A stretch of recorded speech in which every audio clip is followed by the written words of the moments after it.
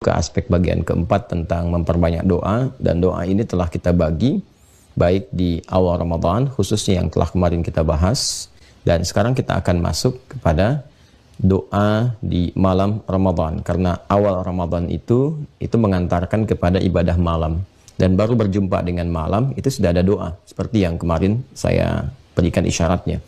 Nah, doa ini yang coba kita akan keluarkan seperti apa Nabi SAW memberikan isyarat di malam Ramadan itu untuk diisi dengan permohonan kepada Allah Subhanahu wa Ta'ala. Bismillahirrahmanirrahim.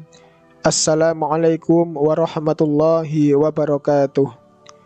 Alhamdulillahirabbil alamin.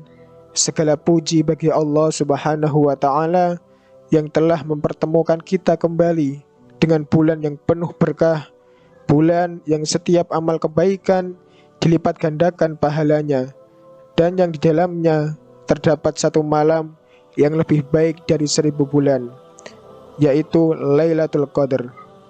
Saudara-saudaraku semua yang dirahmati oleh Allah Subhanahu wa Ta'ala, banyak di antara kita yang telah menantikan malam istimewa ini. Namun, bagaimana cara agar kita benar-benar bisa mendapatkannya? Apakah ada amalan khusus yang bisa kita lakukan agar tidak melewatkan keutamaannya? Rasulullah Shallallahu Alaihi Wasallam telah mengajarkan kepada kita satu doa yang sangat dianjurkan untuk dibaca di malam-malam bulan Ramadan, terutamanya di 10 malam terakhir bulan Ramadan. Doa ini begitu singkat, namun memiliki makna yang sangat luar biasa. Rasulullah Shallallahu Alaihi Wasallam sendiri menganjurkan kita untuk memperbanyak doa ini, karena malam Lailatul Qadar adalah malam pengampunan. Bayangkan di malam ini Allah Subhanahu wa Ta'ala membuka pintu ampunan selebar-lebarnya. Jika kita bersungguh-sungguh beribadah dan memohon ampun, Allah Subhanahu wa Ta'ala akan menghapus seluruh dosa-dosa kita. Namun, bagaimana cara agar kita benar-benar meraih Lailatul Qadar? Apakah ada tanda-tanda khusus yang bisa kita kenali? Untuk menjawab semua pertanyaan ini, mari kita simak tausiah dari Ustadz Adi Hidayat Hafizahullah yang akan memberikan penjelasan tentang amalan untuk meraih kemuliaan Lailatul Qadar, serta bagaimana kita bisa memperbanyak doa dan ibadah agar Ramadan kita semakin bermakna. Maka dari itu, pastikan Anda menyimak video ini hingga akhir agar tidak ada ilmu yang terlewat. Jangan lupa untuk mendukung dakwah ini dengan like, share, dan subscribe agar lebih banyak saudara muslim yang mendapatkan manfaatnya. Tanpa berlama-lama, mari kita simak ceramah dari Ustadz Adi Hidayat Hafizahullah berikut ini. Semoga bermanfaat dan membawa keberkahan bagi kita semua. Amin ya rabbal alamin.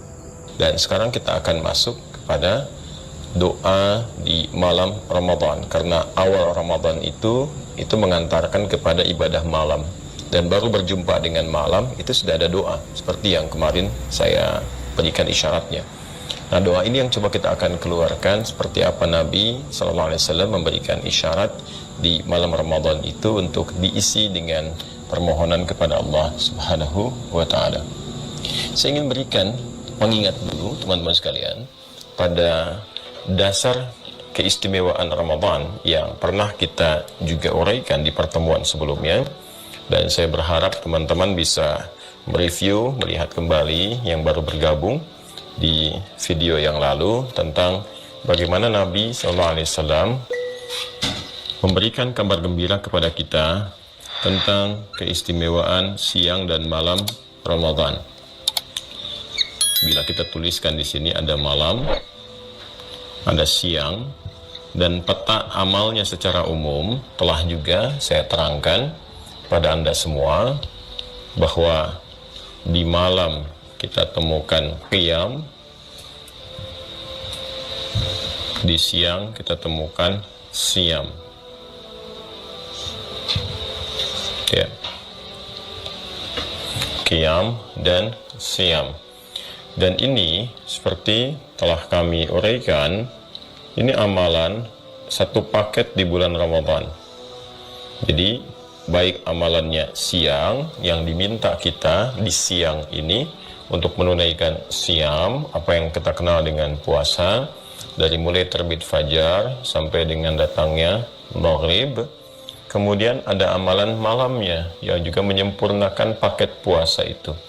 Jadi malam kita tunaikan, siang kita tunaikan, dengan itu paket Ramadan menjadi sempurna, ya, kita isi. Jadi ingat baik-baik bahwa Ramadan itu satu paket, ada ibadah siangnya, ada ibadah malamnya. Benar, titik tekan penunaiannya itu siang, penunaian siamnya, penunaian puasanya. Kutiba alaikumus siam. Tapi untuk mendukung siang itu ditunaikan ibadah siam dengan berkualitas, bisa bagus, bisa baik, itu juga tergantung pada ibadah malamnya. Ya, jadi kalau ibadah malamnya bagus, ini akan mendukung kepada penunaian siam di siang harinya. Pun demikian, penunaian siam, puasa di siang hari, kalau kualitasnya bagus, juga akan mensupport ibadah malam itu menjadi nyaman dan semangat untuk ditunaikan. Demikian keduanya saling mengisi dan bersinergi. Dan ini bedanya tipis, cuman qaf dengan sad. Ini qiyamun, ini siyamun. Jadi ya, qiyamun, ini siyamun. Ini pun kata kerjanya, ini qama, infinitifnya, ini sama. So, hanya beda satu huruf saja, ini qaf, ini sad. Ya kan? Nah, yang menarik, keutamaannya baik siang atau malam itu diungkapkan oleh Rasulullah SAW dengan redaksi yang serupa, dengan kalimat yang sama. Yang ini di atas man qama ramadhana, man qama ramadhana, kan? Yang ini man shama ramadhana. Kesananya semua sama. Jadi yang ini man qama di malam hari, ini man shama. Man qama ramadhana imanan wa ihtisaban, imanan wa ihtisaban. Ini pun serupa, imanan wa ihtisaban. Nah, jadi kesananya sama semua. Ini man qama ramadhana imanan wa ihtisaban, ini man shama ramadhana imanan wa ihtisaban. Dan puncaknya sama, anugerahnya serupa. Ghufira lahu ma taqaddama min dhanbi. Ghufira lahu ma taqaddama min dhanbi. Ini bonusnya nih. Serupa. Ghufira lahu ma taqaddama min dhanbi. Siapapun, kalau sudah disebutkan man, ini menunjuk kepada bentuk personal, tapi maknanya tidak terbatas kepada siapapun. Seperti yang pernah saya uraikan, siapapun, laki-laki, perempuan, besar, kecil, tua, muda, sepanjang memenuhi syarat dan ketentuan penunaian ibadah siam. Seperti yang pernah kita ulas, baik syaratnya, syarat wajibkah, syarat sahkah, atau syarat wajib dan sah secara bersamaan, ya, sepanjang memenuhi ketentuannya. Dia mampu menunaikan qiyam. Nah ini ya, qiyam. Kalau sudah disebutkan qama, qiyam, berarti amalannya malam. Kan? Di sini man shama, siapapun ya yang mampu memenuhi ketentuan aturan untuk menunaikan ibadah siam. Man shama, siapa yang mampu menunaikan siam. Ini kalau siam berarti ibadahnya siang hari. Ramadhan, tapi ini khusus di bulan Ramadan. Qiyam juga malam bisa qiyam. Tadi malam ada yang qiyam, ada yang tahajud, kan? Besok terbuka peluang kalau diberikan kehidupan dan seterusnya, bisa. Tapi ini spesifik, kalimatnya langsung diikat dengan ini kata kuncinya. Waktunya spesifik Ramadan, bukan waktu yang lain. Jadi malamnya malam Ramadan, siangnya siang Ramadan, selama Ramadan. Kan? Dia mampu menunaikan ibadah qiyam. Nah ini dia, kita akan garis bawahi ini ya. Karena awal menuju puasa itu kan kalau sudah dipastikan terlihat hilalnya, diketahui awal Ramadannya, dan itu terjadi pada saat apa? Maghrib kan? Nah kalau maghrib berarti pengantar kepada malam, kepada lail ini. Ya, jadi awal Ramadannya, awal Ramadan yang kemarin kita bahas itu, ibanya itu saat maghrib diketahui, kan?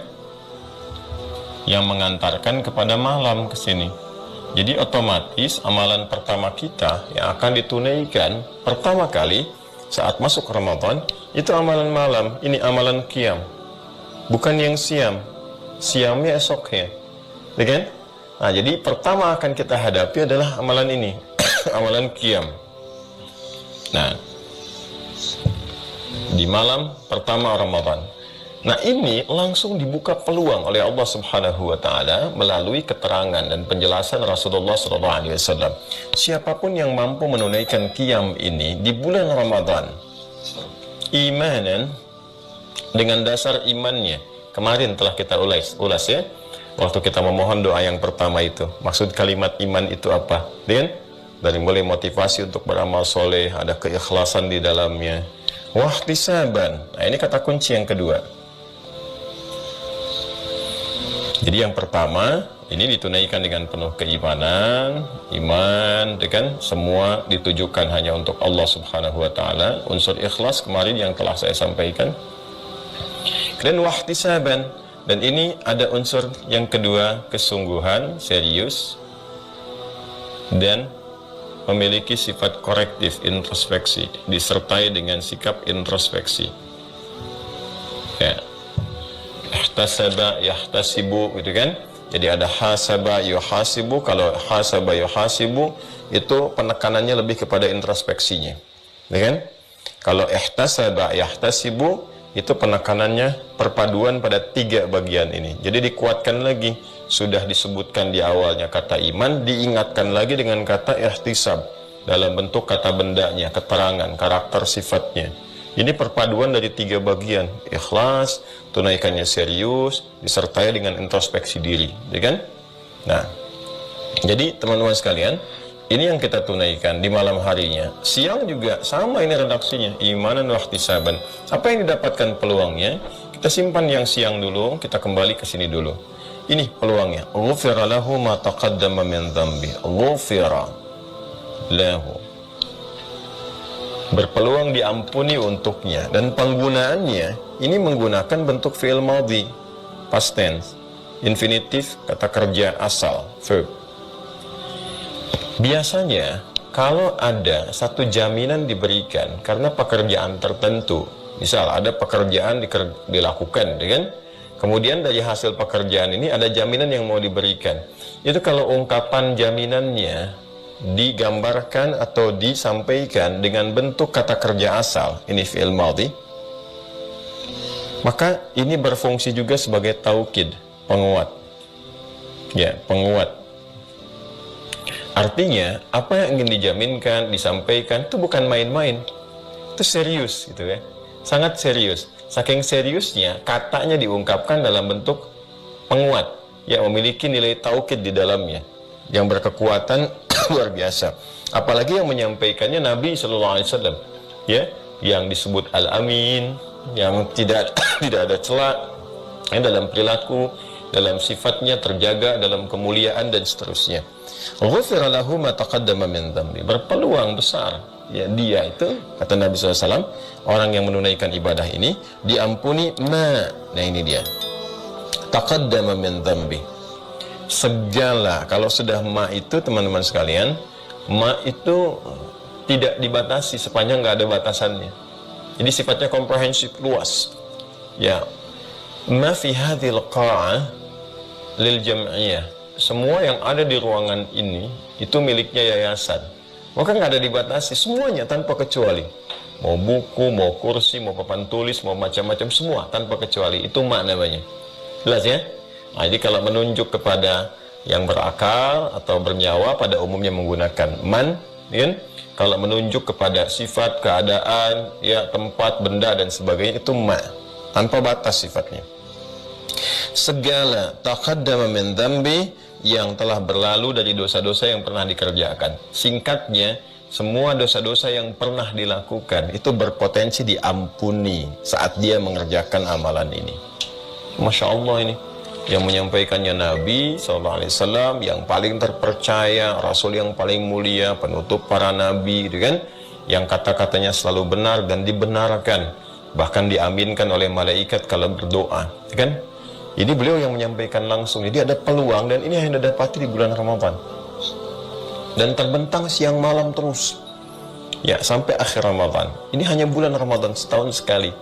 Karena itu komentar pertama malaikat Jibril ketika Nabi SAW itu naik ke atas mimbarnya dari 3 gundakan, beliau naik step 1, step 2, step 3. Itu beliau, malaikat Jibril alaihissalam, langsung bermohon kepada Allah Subhanahu wa taala terkait dengan potensi kemuliaan ini. Ya. Dan ini nggak main-main itu. Biasanya kan Nabi yang berdoa, malaikat mengaminkan. Ini malaikat bermohon, Nabi mengaminkan. Apa kata malaikat?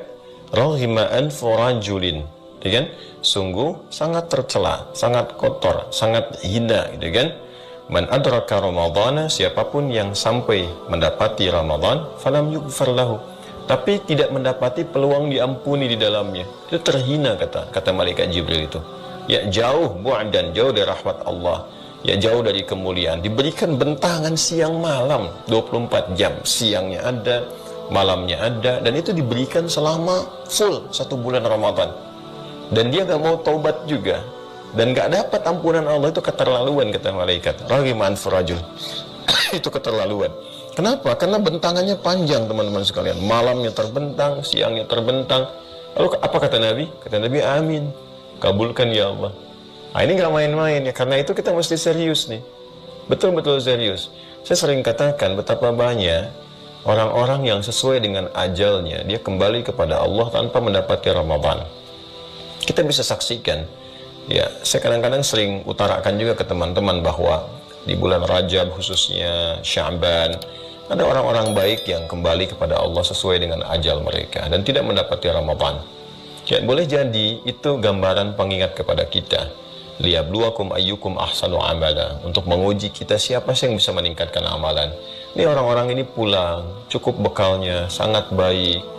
Ya, kesalahannya mungkin sudah terhapuskan, dosanya terampuni. Karena itu mereka tidak mendapati Ramadan lagi sesuai dengan ajal mereka. Selesai. Kita masih diberikan kesempatan, masih ada bentangannya di hadapan kita untuk mendapatkan Ramadan itu. Jadi kalau sampai tahun ini belum dimanfaatkan juga, butuh berapa Ramadan lagi yang diperlukan untuk mengampuni dosa-dosa yang pernah dikerjakan, untuk membakar kesalahan-kesalahan yang pernah dilakukan. Ini gambarannya.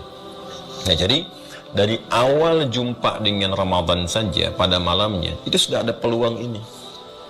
Ya, sudah ada peluang. Apalagi bila di malam itu bertepatan, ya, malam pertamanya misalnya bertepatan dengan malam Al-Qadar. Kita kan nggak tahu di malam keberapa malam Al-Qadar itu, ya kan? Nah, bisa jadi malam pertamanya, malam pertengahannya, atau malam akhir-akhirnya. Sering kali terjadi datang di akhir-akhir. Ya, sehingga Nabi SAW juga meminta kepada para sahabat untuk menyiapkan, meningkatkan lagi motivasinya, menguatkan ikat pinggangnya, ya, supaya memburu di akhir-akhir supaya nggak turun. Ya, karena nggak tahu datangnya di bagian mana gitu. Ya, namun juga tidak menutup kemungkinan di awal Ramadan sudah datang, ya kan? Ada yang mungkin pertengahan atau mungkin di akhirnya, kita tidak tahu di bagian mana itu mulia. Nah, karena itu ada doa yang diajarkan Nabi SAW. Nah, ini, dan doa ini akan lebih baik kalau kita siapkan di setiap malam Ramadan. Ya, jadi begitu malamnya itu bertepatan dengan malam Al-Qadar, Masya Allah gitu. Ini sangat luar biasa. Ataupun sekiranya tidak bertepatan dengan malam Al-Qadar, tetap ya, isi doa yang diajarkan Nabi itu terkorelasi dengan apa yang beliau sampaikan di hadis ini. Jika ada peluang-peluang untuk diampuni, bagaimana minta ampunnya? Jika ada peluang-peluang untuk dibebaskan dari dosa, bagaimana bermohonnya kepada Allah Subhanahu wa taala, mengisi setiap malam di Ramadan ini. Nah, ini yang akan coba kita turunkan, apa yang kita mintakan sekiranya kita mendapati malam-malam Ramadan, dan qadar Allah misalnya di antara malam itu juga bertepatan dengan malam Al-Qadar, anugerahnya seperti apa. Ini akan kita turunkan, teman-teman sekalian. Hadis Nabi SAW, kita akan ambil satu dari referensinya ya, untuk menguatkan. Ini kan sudah saya terangkan dulu, jadi teman-teman tinggal cek kembali di pertemuan yang lalu. Yang ini kita lihat di hadis riwayat At-Tirmidzi.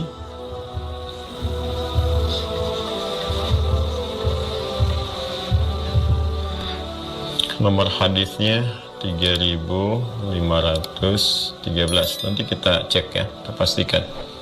Kita cek di kitabnya. Tapi rawinya insyaallah kita hafal. Rawinya Sayyidah Aisyah radhiyallahu taala anha. Sayyidah Aisyah radhiyallahu taala anha. Baik, ini tentang doa malam Ramadan. Malam Ramadan yang diharapkan juga sekiranya kita bisa mendapati malam Al-Qadar, Lailatul Qadar. Ya. Jadi ini doanya kita panjatkan di setiap malam Ramadan. Ya, di sela-sela kita untuk bermuhasabah, menunaikan ibadah qiyam, kan? Kemudian kita berharap mudah-mudahan bertepatan juga itu semua dengan malam Al-Qadar. Kalau sudah malam kan dimulainya ba'da Isya, jadi bentangannya panjang sampai ke menjelang fajar. Ya, kita lihat doanya. Hafal sebetulnya kita semua, tapi kalau kita runtut ke kitabnya, kita lihat kemudian kita telah, insyaallah itu akan lebih terasa perbedaannya dalam jiwa kita. Ini Sunan At-Tirmidzi ya. Bismillah. Nomor hadis 3513 634 kalau nggak salah namanya. 3513 sebentar teman-teman ya.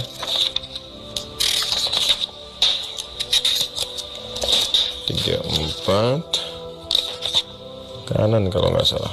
Nah ini dia nih, 648 nih, 3513 ini ya. Nomor hadis 3513. Hafalkan ya, dihafalkan sekarang karena ini pendek sekali, pendek isinya. Bismillahirrahmanirrahim. Qala al-Imam At-Tirmidzi haddatsana Qutaibah bin Sa'id haddatsana Ja'far bin Sulaiman ad-Dubai an Kahmas ibn al-Hasan an Abdullah ibn Buraidah an Aisyah radhiyallahu ta'ala anha qalat qultu ya Rasulullah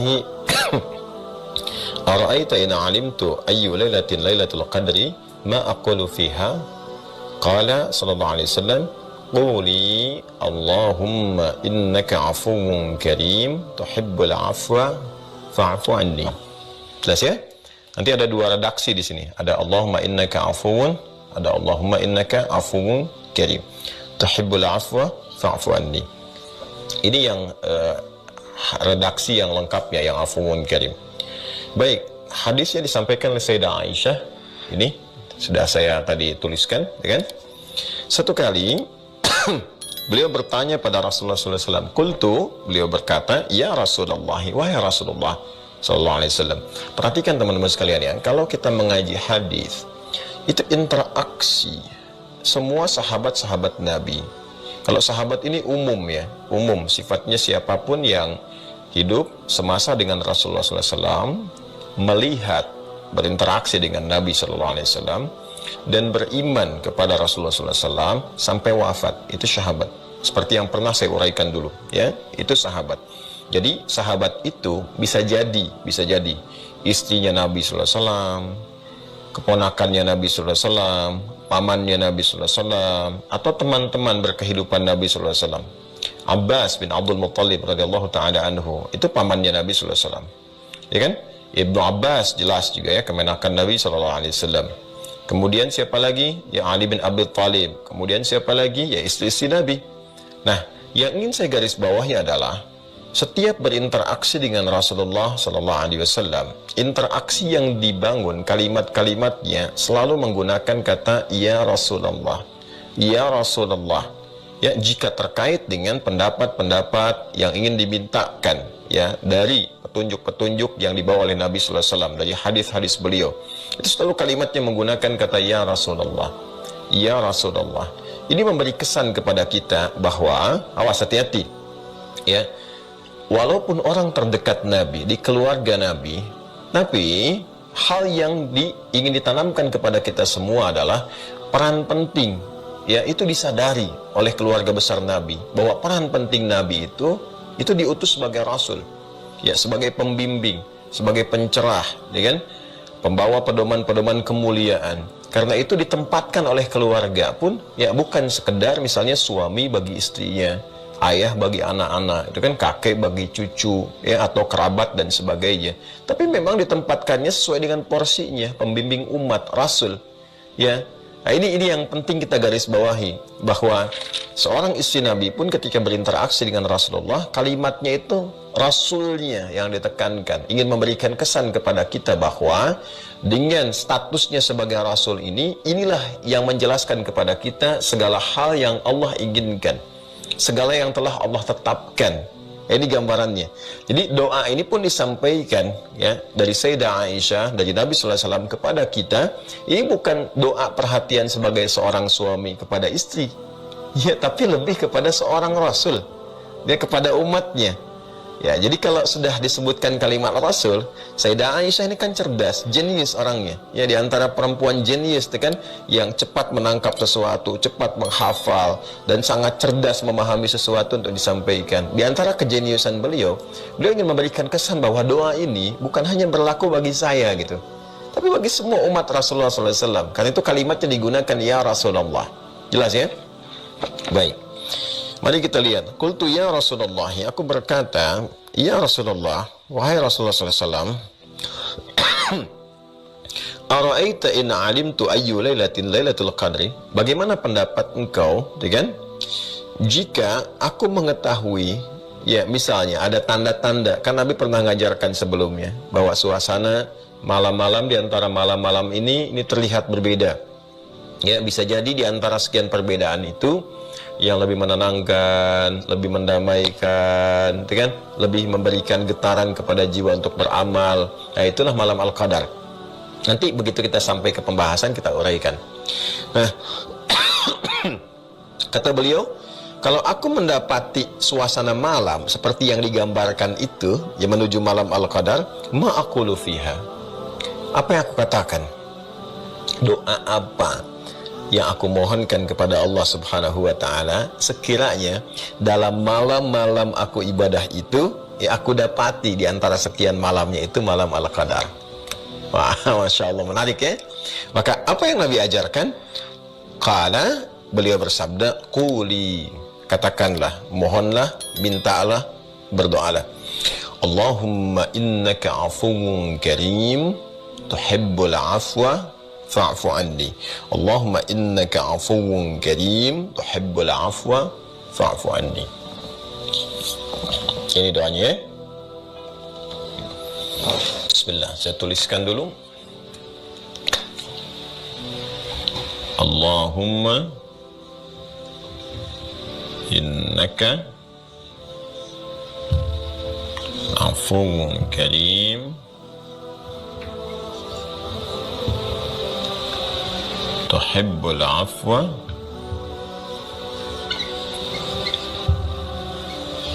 fa'fu anni. Kan? Allahumma innaka afuwun karim, tuhibbul afwa fa'fu anni. Ya, ini doanya teman-teman. Nanti di redaksi lain kan ini hadisnya ada juga yang diriwayatkan oleh Al-Imam Ahmad, ya kan, rahimahullah ta'ala. Di Sunan Abu Daud juga ada, di Ibnu Majah juga ada. Nanti ada redaksinya. Kalau di sini ma'akulu fiha, ya, apa yang aku mintakan, apa yang aku mohonkan. Redaksi yang lain alimni, ya kan, ajarkan dan kepadaku ya Rasulullah apa yang aku mohonkan, mohon ajarkan kepadaku apa yang aku mohonkan kepada Allah Subhanahu wa ta'ala. Nanti ada redaksi yang sampai sini, Allahumma innaka afuwun tuhibbul afwa fa'fu anni. Ada redaksi yang lengkap sampai ke sini, Allahumma innaka afuwun karim, tuhibbul afwa fa'fu anni. Nah, ini saya tampilkan yang utuh gitu kan.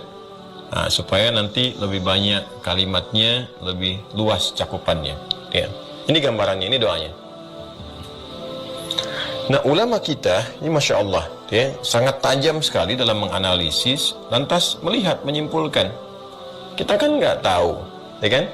di titik mana malam-malam Ramadan itu bertepatan bersamaan dengan malam Al-Qadar. Tapi kata kuncinya bisa kita dapatkan pada kalimat malamnya. Ya, di Quran surah ke-97 itu, surah Al-Qadar. Quran surah ke-97. Allah berfirman, "Inna anzalnahu fi lailatul qadar." Ya. Wa ma adraka ma lailatul qadar. Ini kalimatnya menggunakan kata lailah. Ya, kata lailah ini waktunya ya lail. Kalau kita ingin menunjukkan kepada bentuk waktunya, al-lail. Ini malam. Malam bahasa Arabnya lail. Ya, lail jamaknya layali. Itu turunannya bisa jadi disebutkan lela, lili, layali, lail, itu malam. Jika ada yang istimewa di malam itu, maka tambahkan ta di ujungnya, menunjukkan pada sifat tertentu di malamnya. Jadi dari kata lail menjadi lailah. Saat Allah berfirman, "Inna anzalnahu fi lailatul qadar." Ini memberikan kesan bahwa di malam itu bukan hanya malam-malam seperti malam biasa, menunjuk kepada waktu berganti, siang selesai, malam tiba. Tapi ada yang istimewa di malam itu. Nah, keistimewaan yang dimaksudkan hadirnya di waktu apa? Di waktu malam. Sedangkan malamnya kita tidak ketahui malam yang keberapa.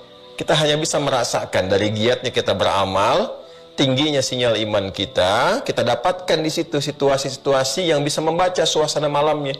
Ini kayaknya beda ya, malam ini lebih menenangkan, lebih baik, lebih enak, lebih tentram dan sebagainya. Potensinya ada. Hanya karena kita nggak tahu malam keberapa itu, maka ulama kita, Masya Allah, ya tajam, cerdas dalam menganalisis. Sudah setiap malamnya buru itu. Ya, setiap malamnya kita bacakan doa yang diajarkan Nabi ini lewat Sayyidah Aisyah. Ya, dan di setiap malam, kalau kita bacakan setiap malam, maka kita tidak akan luput mendapatinya. Ya kan? Kalau ada 30 malam misalnya, kita bacakan di setiap malamnya, salah satu malamnya pasti dapat kan? Ya kan? Nah, tapi kalau kita tunggu sampai merasa tentram, boleh jadi benar, boleh jadi luput. Nah, karena itu diajarkanlah kemudian kepada kita doa ini dibacakan dan dikaitkan dengan hadis ini sebagai penguat. Nah, ini tajam nih analisisnya, Masya Allah, ya kan? Di hadis ini kan hadis umum nih yang menunjukkan potensi ampunan. Sedangkan ini spesifik permintaannya permohonan ampunan. Ya, ini spesifik permohonannya. Jadi kalau kita gabungkan antara hadis itu dengan yang ini, kita bisa katakan ini gambaran umumnya yang memberikan jaminan di setiap ibadah malam ada potensi diampuni.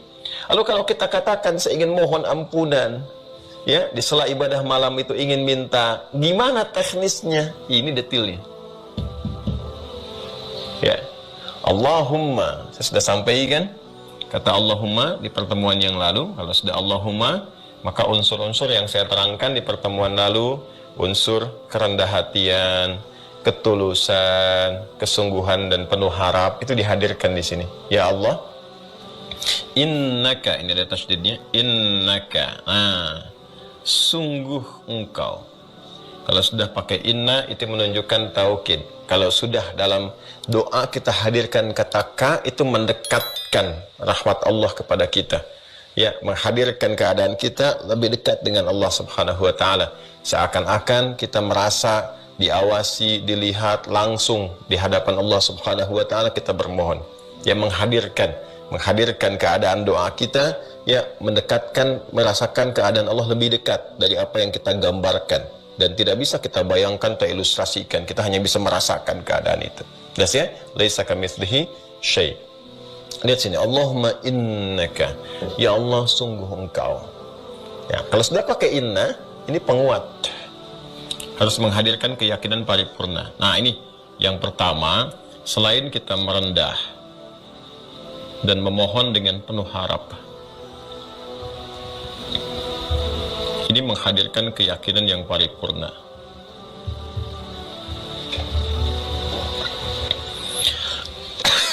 Ini sekaligus penunjuk kepada kita bahwa kalau ingin kita bermohon pada sesuatu yang sangat penting, ya, sangat istimewa, sangat luar biasa untuk kehidupan kita, maka unsur-unsur ini hadirkan.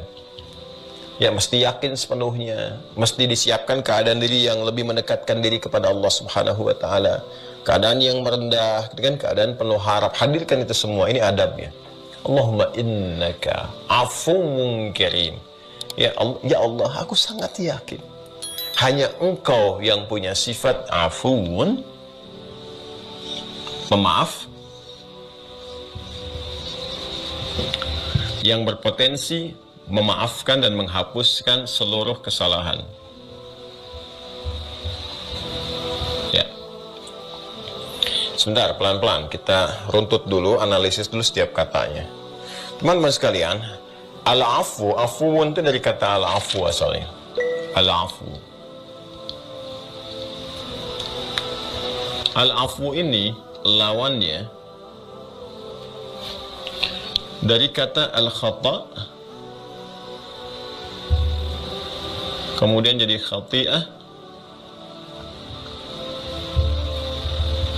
kemudian jadi khataya. Khataya. Kalau kita akui jadi pakai ya kecil, khataya ya. Kalau kita akui. Ini kata kerjanya akhta'a yukhti'u.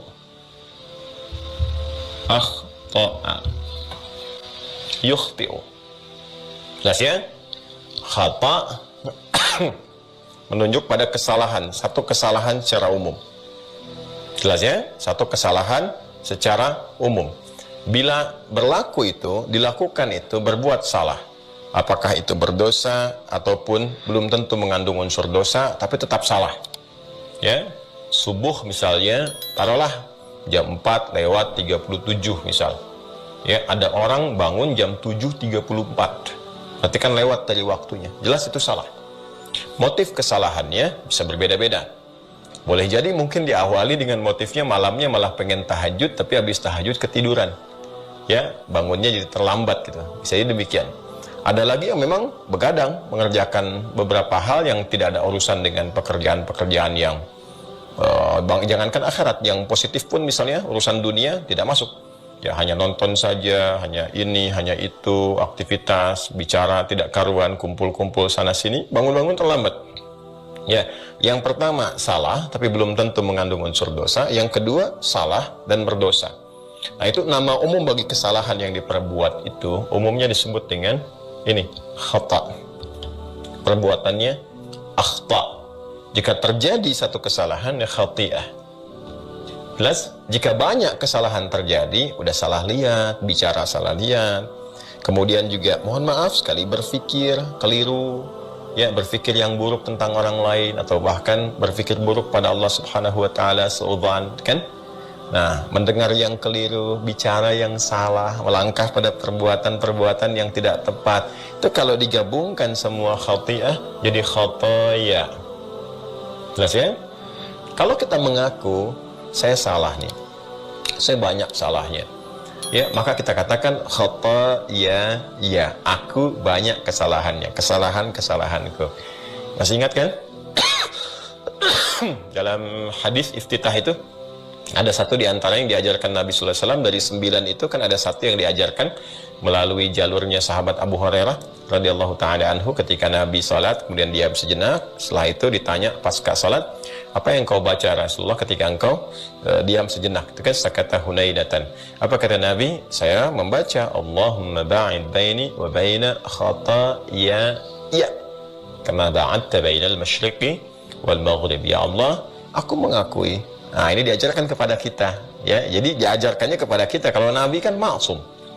Makanya tadi penting saya tekankan, agak panjang saya terangkan kenapa kalimatnya selalu ya Rasulullah untuk memberikan kesan bahwa apa yang diturunkan kepada Rasulullah, diajarkan kepada kita, itu kepentingannya kepentingan kita.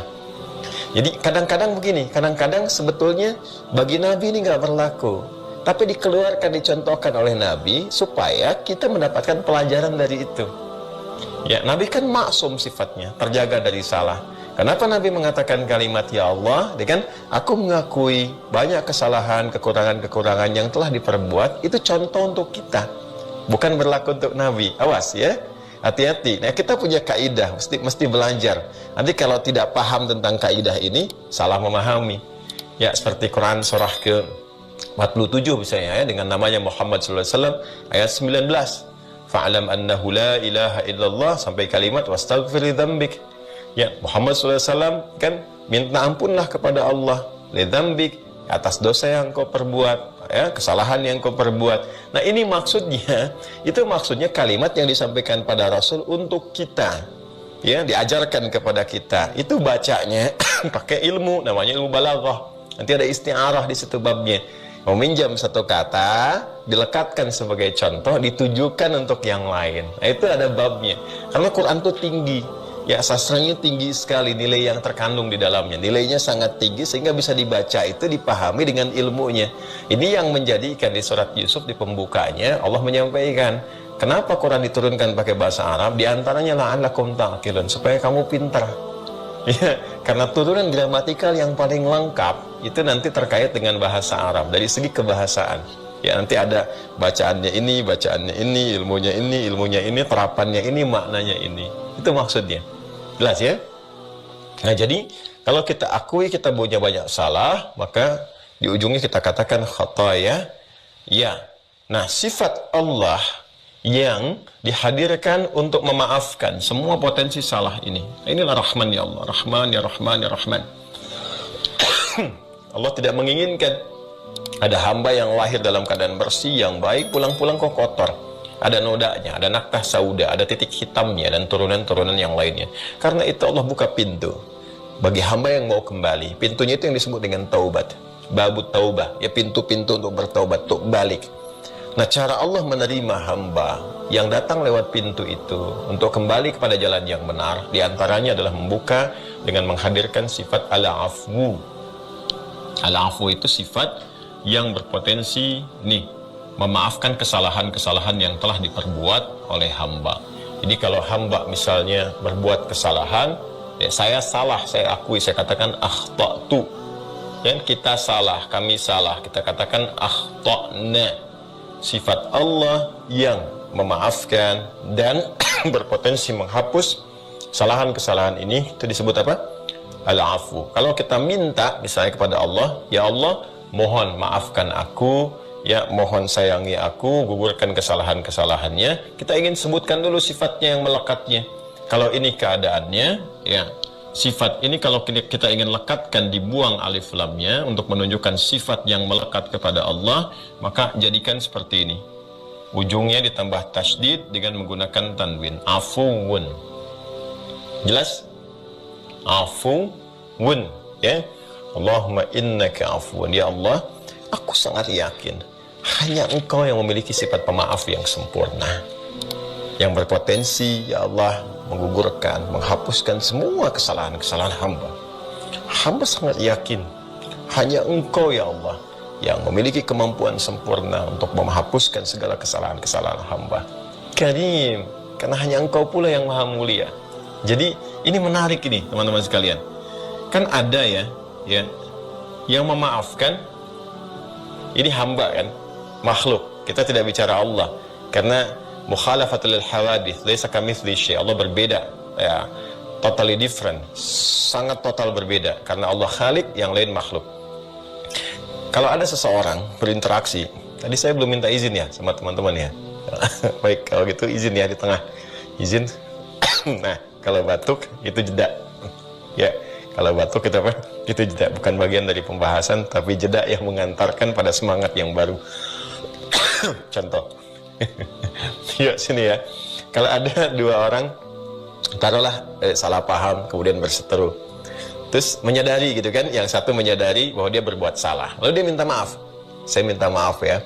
Baik, kan tidak semua orang-orang yang mendapati bahkan saudaranya meminta maaf merespon rasa permintaan itu dengan respon yang serupa. Artinya apa? Belum tentu ada kegembiraan, ya, belum tentu ada penerimaan yang santai, yang enak, yang nyaman. Ada yang langsung memahami dengan tersenyum mengatakan, sudahlah, ya, itu nggak usah diingat-ingat, saya maafin dari kemarin juga, gitu kan, nunggu aja, kamu kok belum datang-datang. Ada yang begitu, ya. Ada yang bicara juga yang lain, oh baru nyadar ya. Gitu kan. Oh, baru minta maaf sekarang. Kemarin kemana aja? Ya, memaafkan tapi caranya ya tidak dengan cara yang menghadirkan kemuliaan. Memaafkan tidak dengan cara yang menghadirkan penghormatan. Sehingga dengan pemaafan itu ada ketenangan, ada ketentraman, ada kenyamanan. Biasanya yang kedua itu kan terjadi antara bawahan dengan atasan. Ya kan? Bawahan salah, yang bawah pegawai, apalagi pegawai-pegawai di bawah misalnya keliru, salah, ya, bawa minuman ke direkturnya, ke atasnya, tiba-tiba kepleset, jatuh, pecah atau tumpah minumannya, ya kan? Coba bayangkan kalau mengenai bagian pimpinannya, bagian tubuhnya, bajunya dan sebagainya. Lalu, ya taruhlah misalnya pegawainya meminta maaf, maaf Pak, tidak sengaja. Wah, kira-kira bagaimana respon atasannya? Ya, respon pimpinannya, apa? Tidak sengaja? Kamu nggak punya mata? Padahal tahu ya, ngelihat bapak aja kan karena punya mata, Pak, gitu.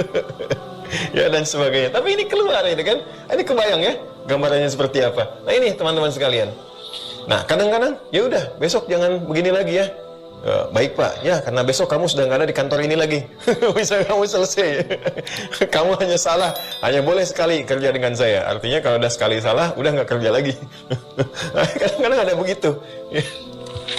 Nah, ini memaafkan, tapi dengan cara yang tidak mulia. Memaafkan dengan cara yang merendahkan dan sebagainya. Nah, ini gambaran dari kehidupan. Allah tidak begitu. Ya, Allah tidak begitu. Allah punya sifat-sifat yang sangat luar biasa. Walaupun hambanya luar biasa juga berbuat kesalahan, berbuat dosa, diakumulasikan, kerjain ini, kerjain itu dan sebagainya.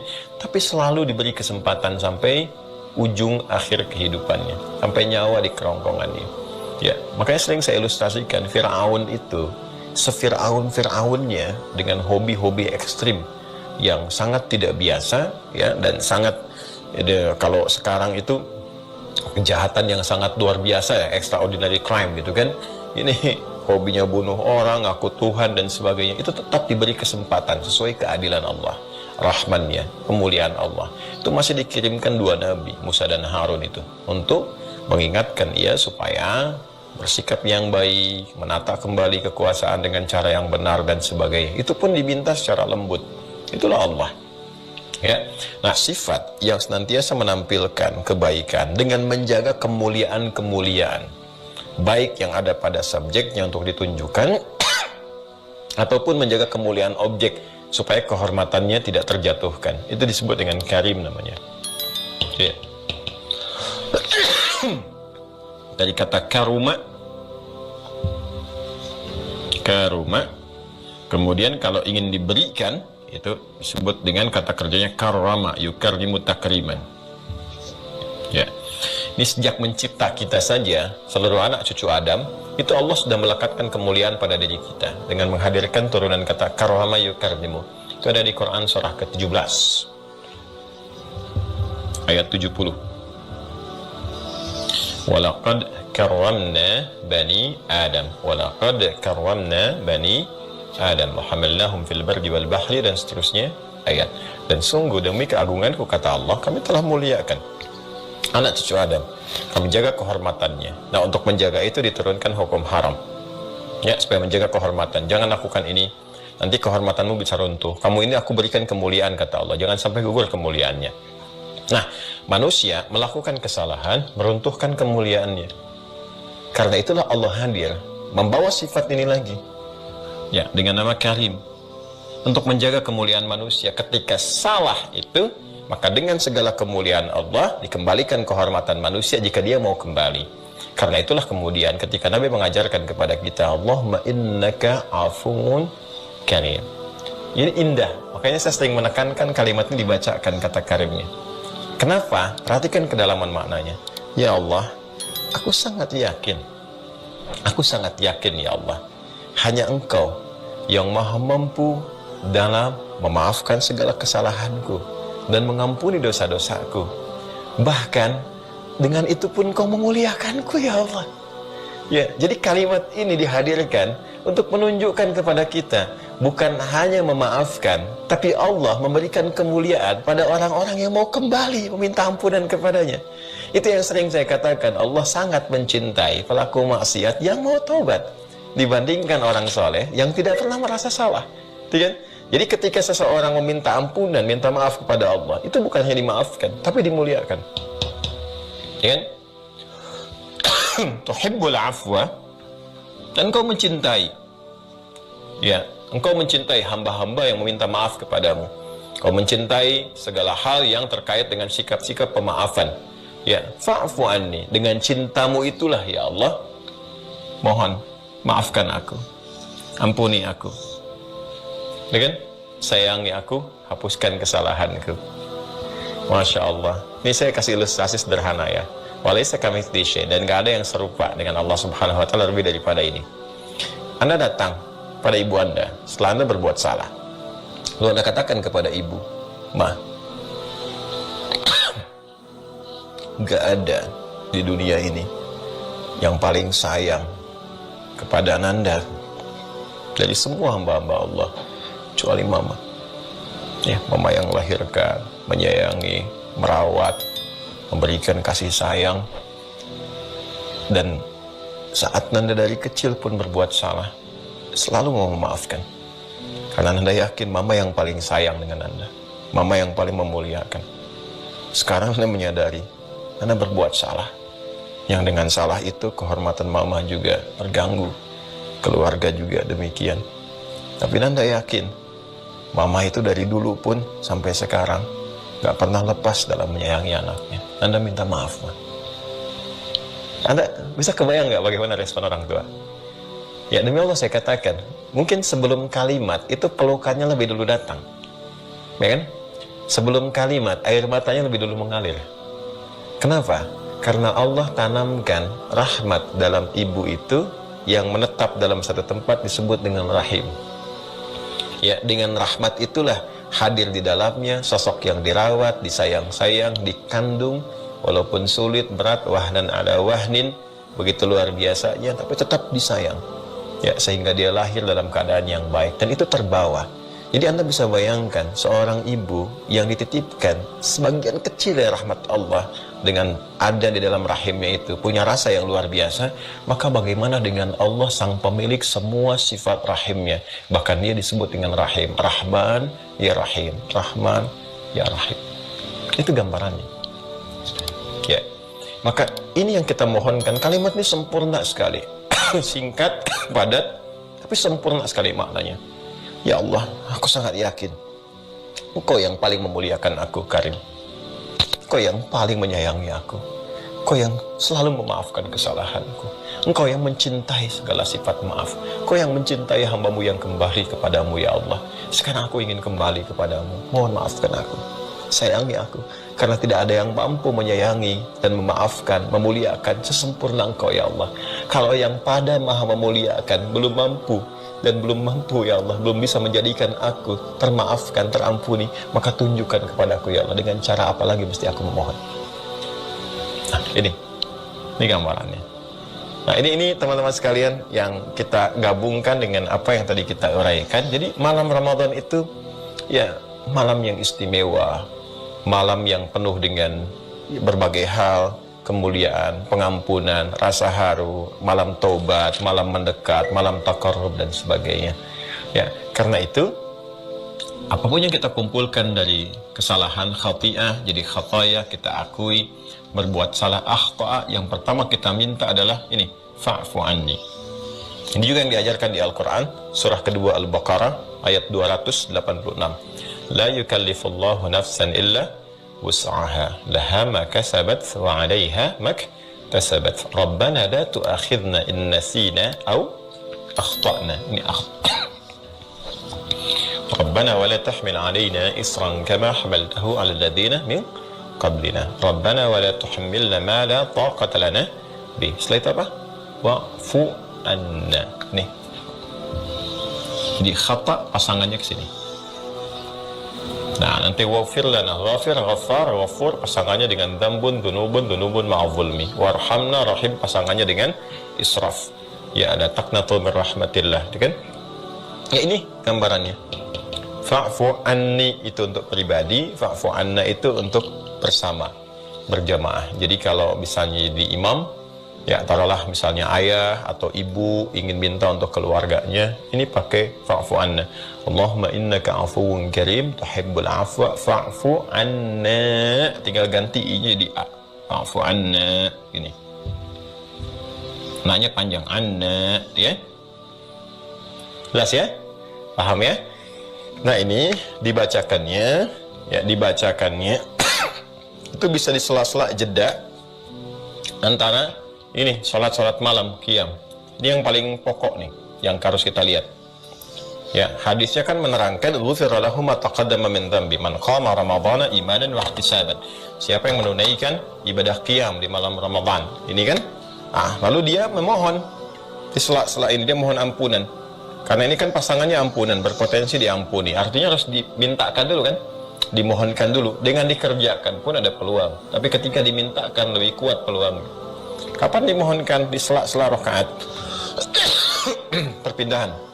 Kita ambil yang standar misalnya 2. Ya, kemudian kedua lagi, terus kedua lagi, demikian sampai witir. Ya, sampai witir. Nah, di sela-sela salam, Assalamualaikum warahmatullahi, Assalamualaikum warahmatullahi, sebelum tunaikan lagi ke atasnya, jangan buru-buru. Duduk sebentar dulu. Ya, apa yang dikerjakan dalam duduk itu? Baca doa ini.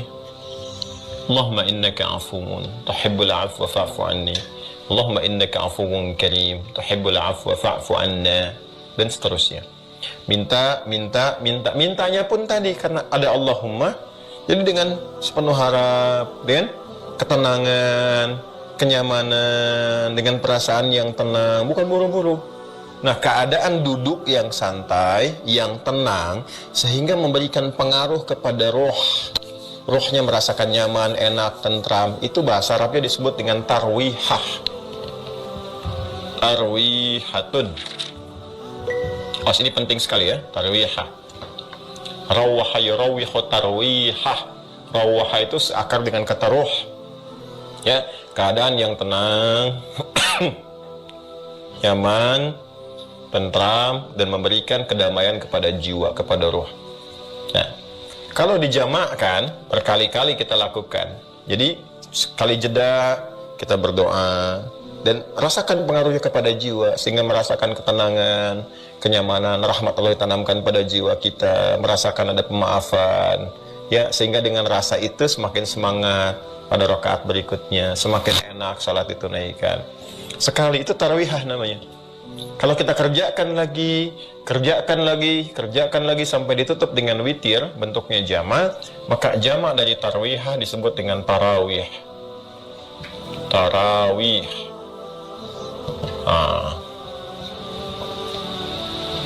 Tarawih. Ya. Nah, ini asal mulanya kata tarawih. Disinilah kemudian qiyam, karena qiyam itu lekat dengan sholat, ibadah malam, maka para ulama mempopulerkannya sifatnya. Kalau qiyamnya sudah umum, ya sholat qiyam. Tapi sifat ini yang ingin ditekankan. Kenapa ditekankan oleh para ulama tarawihnya? Untuk memberikan kesan.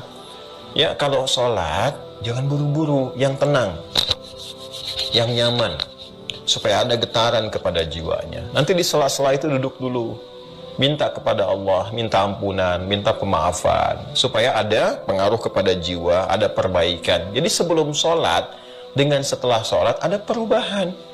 Ya, ibadah itu kan ada goalnya.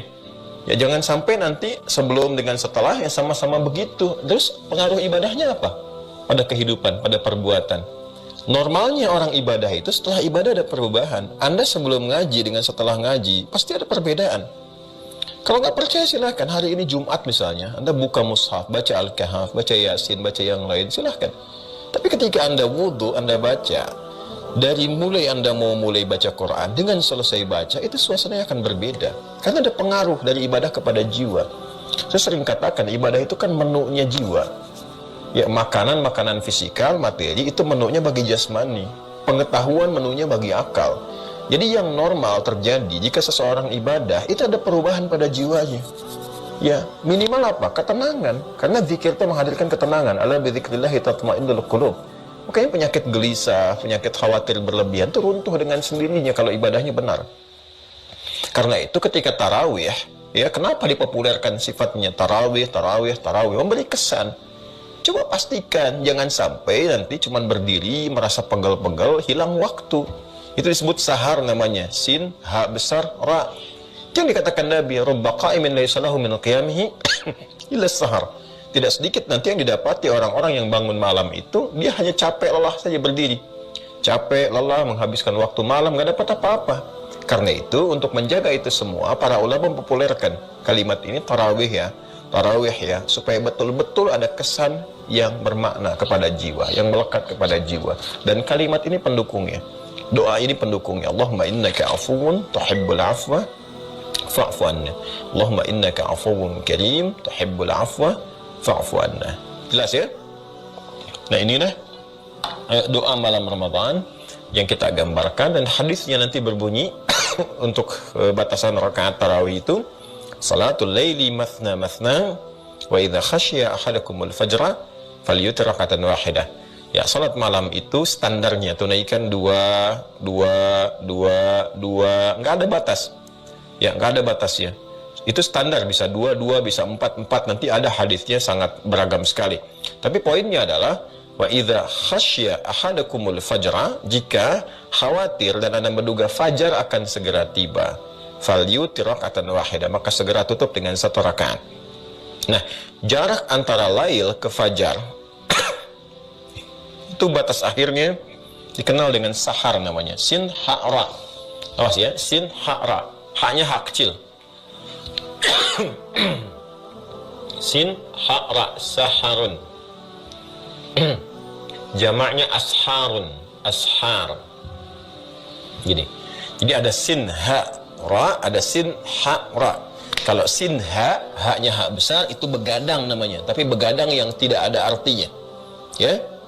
Begadang yang tidak ada maknanya, tidak ada manfaatnya. Nah, itu jangan dilakukan. Begadang jangan begadang kalau tidak ada artinya. Nah, begadang yang tidak ada artinya disebut saharun namanya, sin ha besar dan ra. Kan? Nah, itu ada hadisnya. Ada hadisnya. Ya, rubba qa'imin laisa lahu min qiyamihi illa sahar, atau bima makna atau kama qala Rasulullah sallallahu alaihi wasallam. Akan ditemukan orang yang bangun malam, ya, dia kerjakan, dia mengira dia tarawih, ternyata bukan tarawih, dia hanya berdiri saja, buang-buang waktu, kan? Kemudian lelah saja dan sebagainya. Maka mesti hati-hati di situ. Nah, ini sedangkan yang dikerjakan tadi sampai hak kecil, saharun. Nah, di sahar ini ada amalan lagi. Ada amalan lagi. Jadi ini berurut semua tuh, paket tuh, penting sekali paket. Anda bayangkan. Jadi baru masuk Ramadan ada doanya yang kemarin, Allahumma ahillahu alaina dan seterusnya. Kemudian ketemu amal ada doanya. Nanti selesai amalan ini ketemu waktu sahar ada amalan lagi. Dan amal itu pun itu ada doa juga di dalamnya. Jadi kalau terkena kita terkecoh pada amalannya saja, ya, maksud terkecoh itu yang saya katakan gini, dibawa oleh setan supaya fokus kepada amalan fisikal, yang memang amalan fisikal ini bermanfaat. Nabi katakan, ya, tapi saking difokuskan ke situ lupa dengan satu amalan lagi yang ini juga tidak kalah penting dan hanya ada di waktu sahar. Ya, jadi kalau kita hilang sahar waktu itu, tidak mengerjakannya, itu nunggu besok lagi. Kalau hidup. Kalau hidup. Artinya kalau nggak dapat ya nggak dapat. Nyampainya ya ke subuh, nanti subuh ada amalan lagi, udah puasa itu. Ya, kalau sudah fajar, subuh puasa ya sampai maghrib nanti. Ada lagi, doa lagi mengiringi. Nah, ini khusus amalan sahar. Nah, ini mau kita bagi apa amalan yang dimaksudkan di waktu sahar dan doanya apa? Nah, itu besok. Itu besok nanti kita uraikan. Ya, jadi kita cukupkan dulu untuk hari ini, teman-teman. Mohon ya, sangat bermohon. Memang sekarang belum terasa sepenuhnya, tapi nanti kalau sudah semakin mendekat, kita akan merasa butuh dengan apa yang kita bahas sekarang. Ya, karena itu saya berharap intisari dari pembahasan keluarkan. Sekarang dapat doa ini, pahami dulu. Kalau sudah paham, sudah mengerti, sudah bisa merasakan, latihan malam. Jangan tunggu Ramadan, malam latihan. Ini boleh dibaca malam-malam. Ya, Bapak Ibu bangun malam, baca, mintakan, mohon kepada Allah. Latihan supaya mendapatkan feel-nya, dapat rasa khusyuknya, enaknya. Nah, kalau sudah berlatih, sudah enak, sudah hafal, nanti Ramadan tuh tinggal jalan aja. Ya, tinggal dilakukan. Masya Allah enak nih kalau berlatih sekarang. Baik ya, saya kira itu yang disampaikan di pertemuan kali ini, teman-teman sekalian. Insya Allah kita sambungkan besok. Allahumma taqabbal minna innaka antas sami'ul alim wa tub 'alaina innaka antat tawwabur rahim. Allahumma rabbana atina fid dunya hasanah wa fil akhirati hasanah wa qina adzabannar. Allahumma innaka 'afuwwun karim tuhibbul 'afwa fa'fu 'anna ya arhamar rahimin. Allahumma innaka 'afuwwun karim tuhibbul 'afwa fa'fu 'anna ya arhamar rahimin. Allahumma innaka 'afuwwun karim tuhibbul 'afwa fa'fu 'anna ya arhamar rahimin. Alhiqna ma'al ladzina an'amta 'alaihim minan nabiyyin was-siddiqin wasyuhada'i was-salihin وحسن أولئك رفيقا ربنا آتنا في الدنيا حسنة وفي الآخرة حسنة وقنا عذاب النار وصلى الله على سيدنا محمد وعلى آله وصحبه أجمعين وآخر دعوانا سبحانك اللهم وبحمدك نشهد أن لا إله إلا أنت نستغفرك ونتوب إليك والحمد لله رب العالمين والسلام عليكم ورحمة الله وبركاته.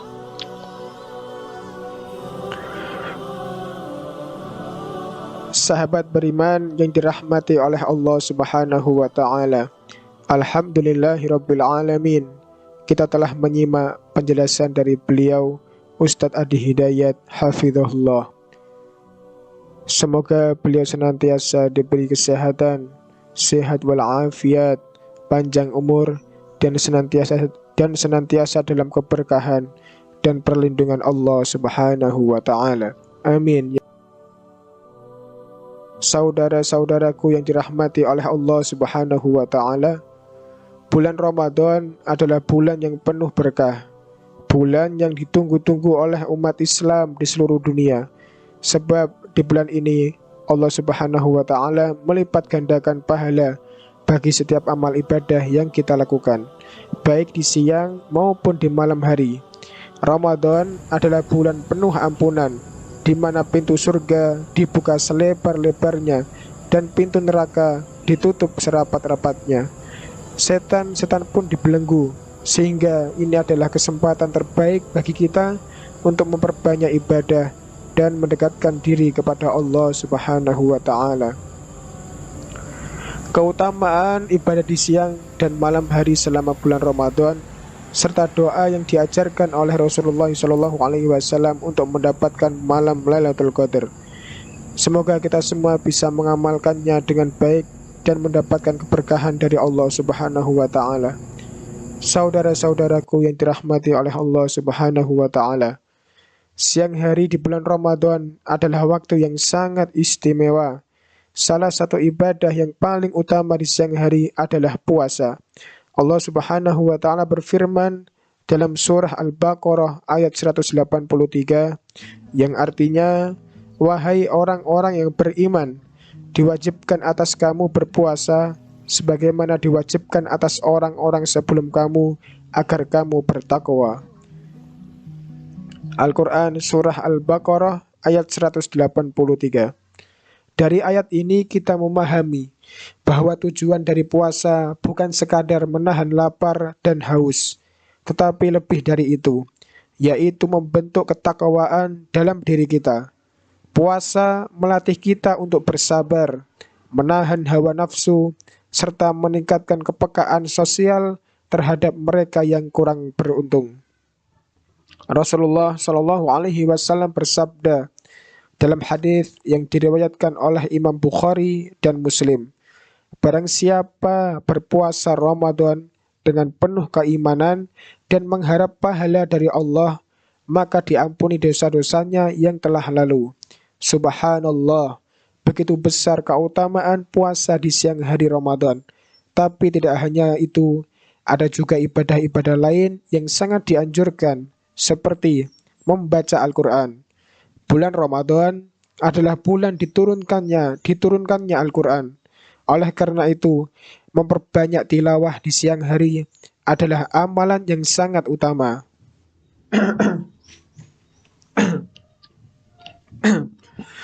Bersedekah.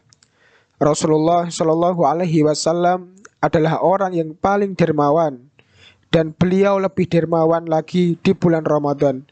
Jika kita ingin meneladani beliau, mari perbanyak sedekah kepada fakir miskin, anak yatim, atau orang-orang yang membutuhkan. Menjaga lisan dan perbuatan. Puasa bukan hanya tentang menahan makan dan minum, tetapi juga menahan diri dari berkata-kata buruk, ghibah, dan perbuatan maksiat lainnya. Saudara-saudaraku yang dirahmati oleh Allah Subhanahu wa taala, jika siang hari kita beribadah dengan puasa, maka malam hari di bulan Ramadan pun tidak kalah istimewanya. Rasulullah Shallallahu Alaihi Wasallam sangat menganjurkan umatnya untuk menghidupkan malam-malam Ramadan dengan sholat tarawih, sholat tahajud, sholat witir, dan memperbanyak doa serta zikir. Dalam sebuah hadis, Rasulullah Shallallahu Alaihi Wasallam bersabda, barang siapa melaksanakan sholat malam di bulan Ramadan dengan penuh keimanan dan harapan pahala, maka diampuni dosa-dosanya yang telah lalu. Hadis riwayat Bukhari dan Muslim. Bayangkan hanya dengan melaksanakan sholat malam dengan ikhlas, Allah Subhanahu wa taala akan menghapus dosa-dosa kita yang telah lalu. Maka jangan sia-siakan kesempatan emas ini. Selain sholat malam, ada juga ibadah-ibadah lain yang bisa kita lakukan di malam Ramadan. Memperbanyak istighfar dan doa. Di waktu sahur dan sebelum berbuka, doa sangat mustajab. Mintalah kepada Allah Subhanahu wa taala segala kebaikan di dunia dan akhirat. Kemudian zikir dan sholawat. Menyebut nama Allah Subhanahu wa taala dan bersolawat kepada Nabi Shallallahu Alaihi Wasallam akan memberikan ketenangan hati dan menambah pahala. Beriktikaf di 10 hari terakhir Ramadan. Rasulullah Shallallahu Alaihi Wasallam selalu beriktikaf di masjid, mengkhususkan waktu untuk beribadah dan mendekatkan diri kepada Allah Subhanahu wa taala. Doa yang diajarkan oleh Nabi Muhammad Shallallahu Alaihi Wasallam untuk mendapatkan Lailatul Qadar. Saudara-saudaraku yang dirahmati oleh Allah Subhanahu wa taala, puncak dari ibadah di malam hari Ramadan adalah mencari Lailatul Qadar, malam yang lebih baik dari 1000 bulan. Allah Subhanahu wa taala berfirman dalam Al-Qur'an surah Al-Qadr, Lailatul Qadri khairum min alfi syahr. Malam Lailatul Qadar itu lebih baik dari 1000 bulan. Subhanallah. Bayangkan beribadah di malam itu nilainya lebih baik dari ibadah selama 83 tahun. Rasulullah Shallallahu Alaihi Wasallam mengajarkan sebuah doa yang sangat dianjurkan untuk dibaca selama bulan Ramadan, khususnya pada 10 malam terakhir Ramadan, terutama lagi di malam-malam ganjil. Bacaan doanya adalah Allahumma innaka afuwan karim tuhibbul afwa fa'afu anni. Allahumma innaka afuwun karim tuhibbul afwa fa'afu anni. Allahumma innaka afuwun karim tuhibbul afwa fa'afu anni.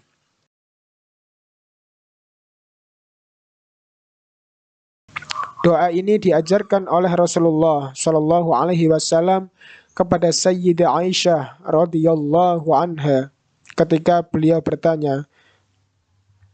Doa ini diajarkan oleh Rasulullah Shallallahu Alaihi Wasallam kepada istri beliau, Sayyidah Aisyah radhiyallahu anha, ketika beliau bertanya, ya Rasulullah, jika aku mendapatkan Lailatul Qadar, apa yang harus aku baca? Maka Rasulullah Shallallahu Alaihi Wasallam mengajarkan doa ini. Maka marilah kita perbanyak membaca doa ini di malam-malam Ramadan, terutamanya di 10 malam terakhir bulan Ramadan. Semoga Allah Subhanahu wa taala mengampuni dosa-dosa kita dan menerima seluruh amal ibadah kita. Sahabat beriman yang dirahmati oleh Allah Subhanahu wa taala, Ramadan adalah bulan yang penuh dengan keberkahan dan ampunan. Jangan sia-siakan kesempatan ini. Mari manfaatkan siang dan malam kita untuk beribadah dengan sungguh-sungguh. Semoga kita bisa bertemu dengan malam Lailatul Qadar dan mendapatkan rahmat Allah Subhanahu wa taala dan ampunan dari Allah Subhanahu wa taala. Amin ya rabbal alamin. Wallahu a'lam bishawab. Wassalamualaikum warahmatullahi wabarakatuh.